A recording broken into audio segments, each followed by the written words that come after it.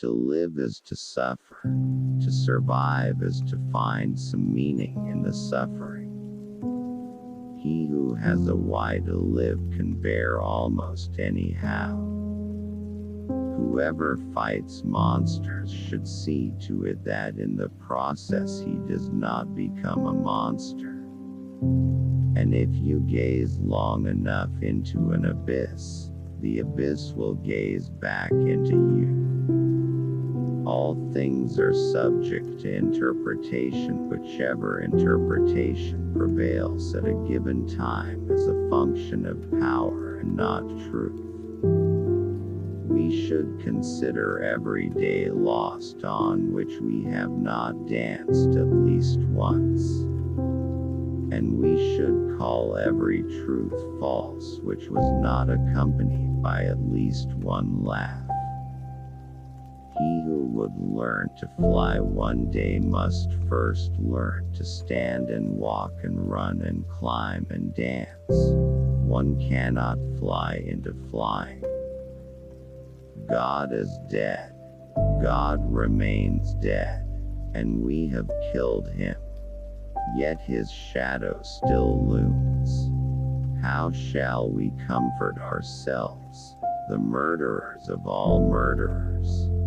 What was holiest and mightiest of all that the world has yet owned has bled to death under our knives.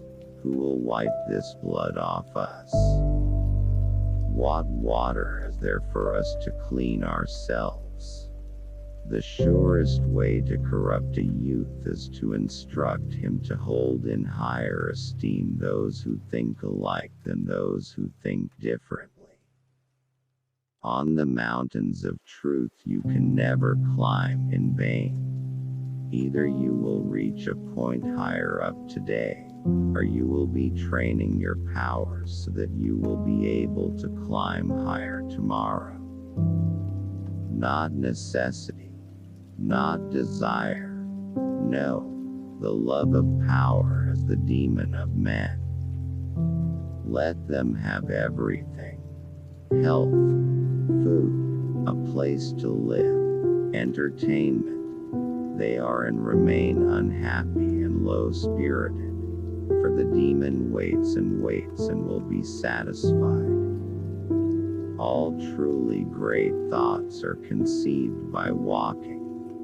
When marrying, ask yourself this question: do you believe that you will be able to converse well with this person into your old age? Everything else in marriage is transitory. There are horrible people who, instead of solving a problem, tangle it up and make it harder to solve for anyone who wants to deal with it.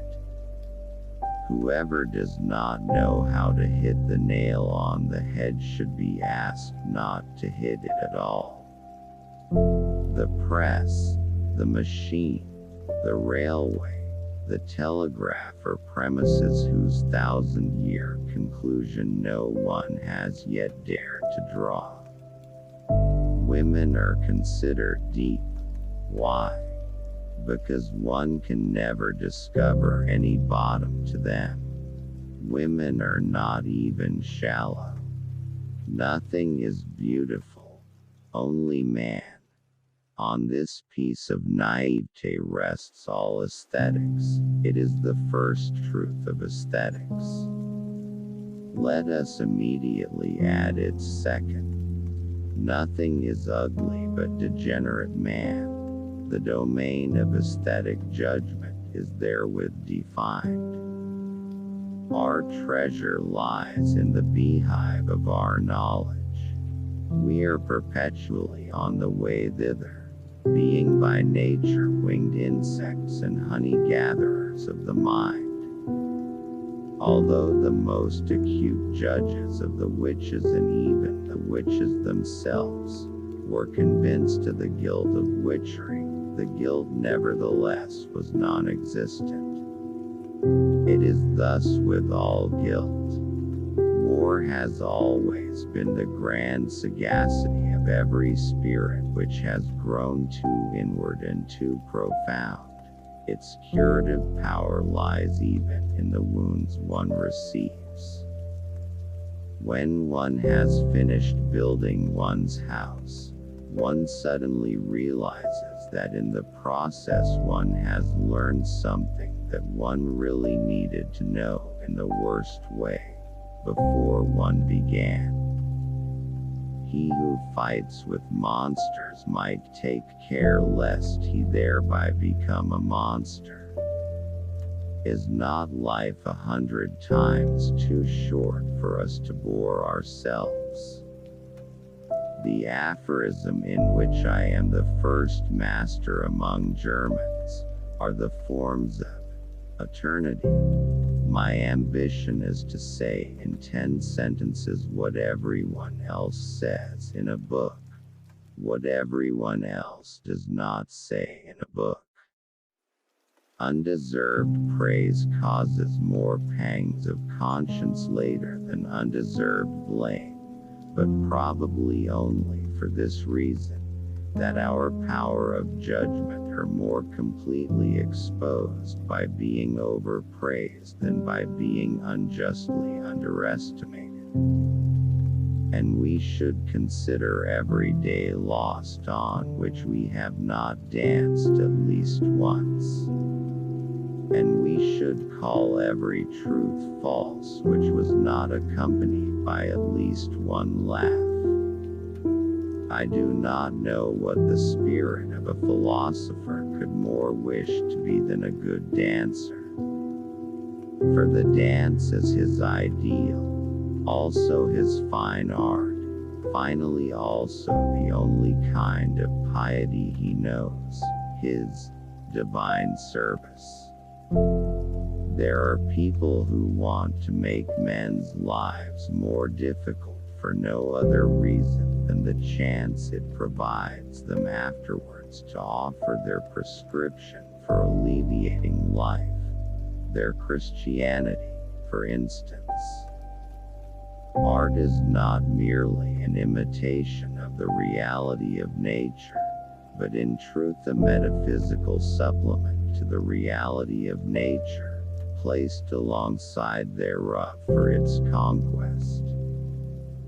For art to exist, for any sort of aesthetic activity to exist, a certain physiological precondition is indispensable: intoxication. Great indebtedness does not make men grateful, but vengeful, and if a little charity is not forgotten, it turns into a gnawing worm. All sciences are now under the obligation to prepare the ground for the future task of the philosopher, which is to solve the problem of value, to determine the true hierarchy of values. When one does away with oneself, one does the most estimable thing possible. One thereby almost deserves to live. Every man is a creative cause of what happens, a primum mobile with an original movement. Does wisdom perhaps appear on the earth as a raven which is inspired by the smell of carrion? Thanks for watching. Please subscribe.